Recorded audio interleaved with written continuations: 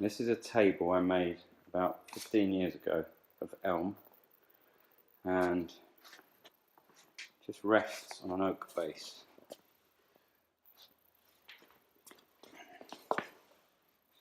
But it's always been really heavy when you move it. So I'm going to try take it to my local wood yard and have an inch cut off. And then now that I use resin, I'm going to dig out this old filler that I used years ago, and I'm going to use an epoxy dye resin.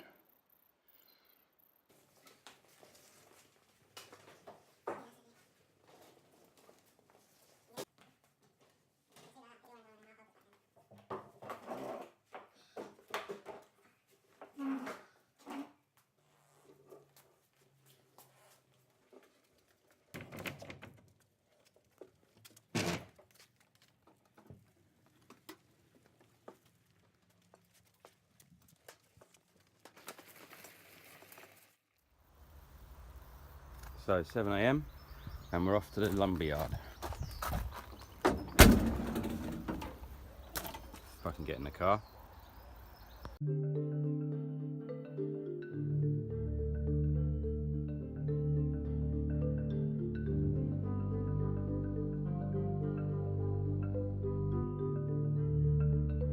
So I'm really excited about today because I've had this piece of elm lying around for what seems like ever. Never really sure what to do with it, so just simply sanded it and rested it on some trestle legs. And now it's probably 15-20 years later, I can't remember exactly, and I've come up with the idea of using some bow tie splines and resin to make it a bit more contemporary. I'm just hoping that I can get it sliced down the middle. As I say, 26 inches is quite wide. I've not seen a saw that can do it on the island before, so let's just hope this saw can handle it here.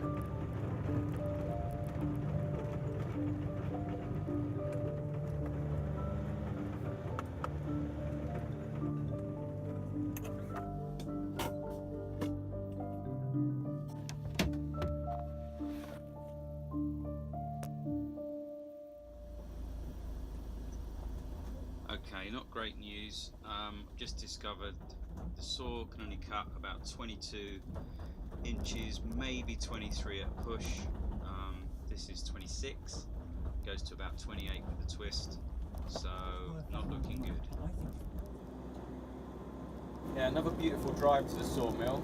I've got to say the sawmills here on the island are in some really nice spots, no commercial areas, so very wooded. As I say, this one with the Wood-Mizer I've never heard of before. We've also got a Peterson saw here, and yeah, just a really cool place. And if you like woodwork, it's very exciting. It's the piece of elm that I'm having chopped today. Bought about 18 years ago. I was picking up some oak and I saw it on one of the racks in the wood yard in Hertfordshire, and I just loved it, so I bought it.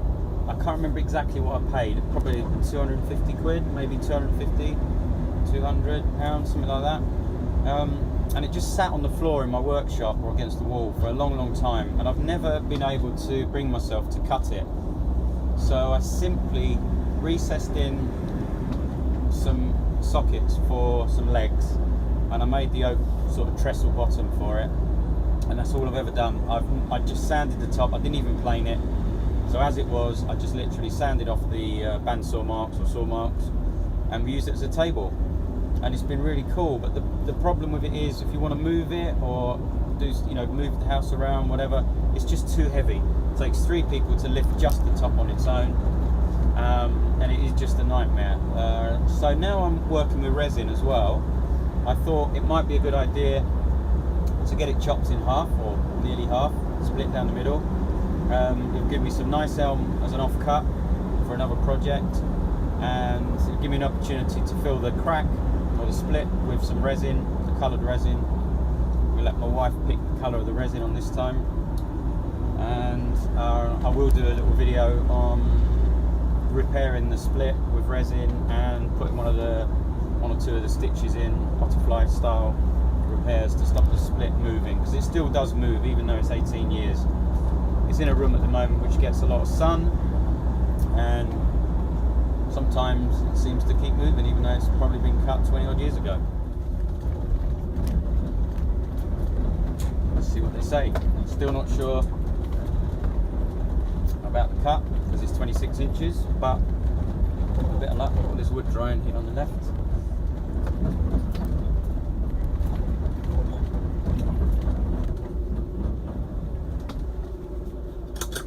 Just go out and say hello. So we can do it, we think, but the wood's really twisted, so we're going to end up with a very different twist. We're going to try and split the difference, put a wedge in at the back and just try and split that off. And this is the beast here, Wood-Mizer, cut 71.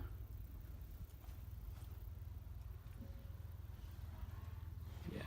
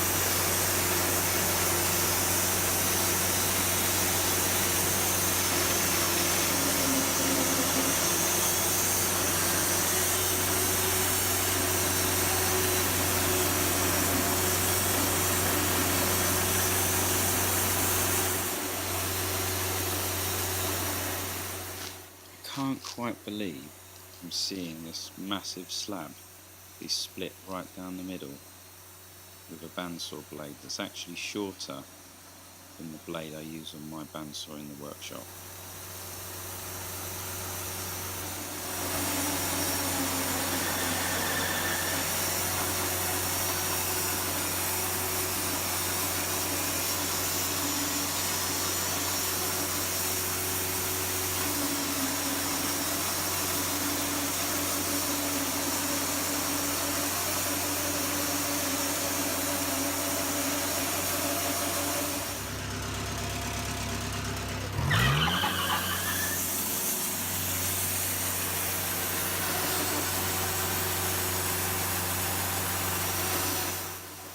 Okay, so this is not looking good. It is slightly too wide because of the angle that it's sitting on the cut bed there. So I'm not sure how we're going to get around this.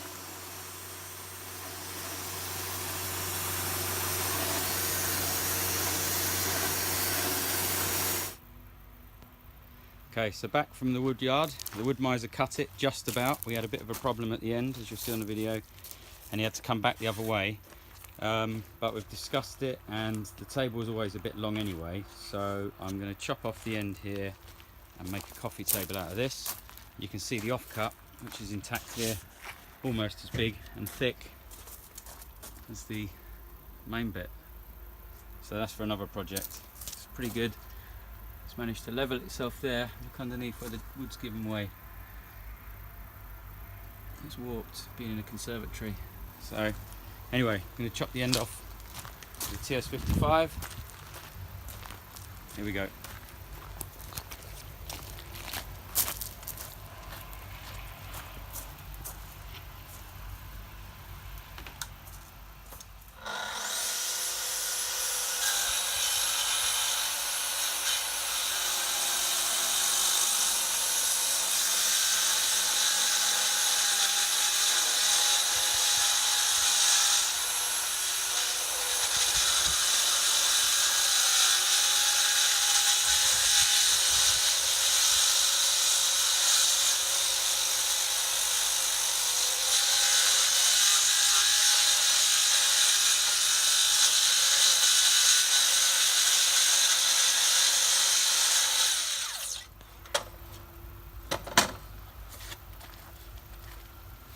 go.